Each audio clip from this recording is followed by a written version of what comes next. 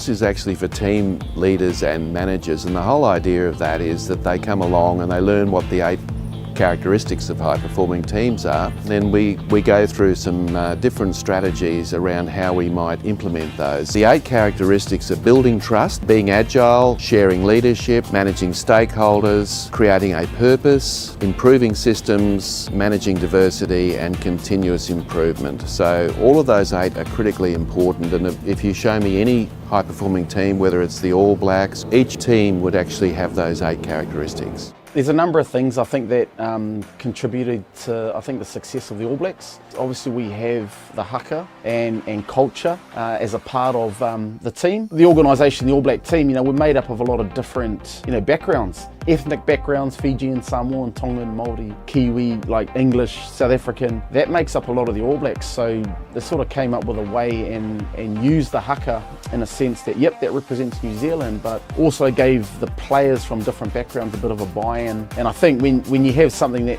you got a sense of belonging to, you have a more solid foundation for success. Well, they win a lot of games, that's a big thing, and look, as an Aussie, I was getting sick to death of getting flogged every year.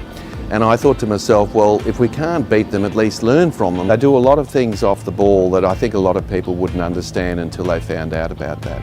When I spoke to one of the selectors of the All Blacks, I said, when you're selecting players, I assume you select on the basis of talent. They said, absolutely. But beyond that, if you don't have it mentally between the ear, and I won't exactly say what he said, but if you don't have it between the ears, you don't get a gig. You just don't get to play. I know the All Blacks are really big on legacies, who you represent, what that represents and where it comes from. So the mantra of the All Blacks, better people make better All Blacks.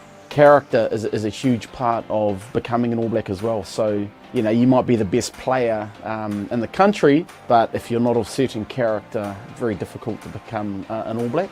I've been doing this work for 20 years and across 21 industries and 14 countries, so I've seen a lot of high-performing teams. One of the things I do know is that all high-performing teams, and I've seen a few in my time, they all exhibit these 8 characteristics.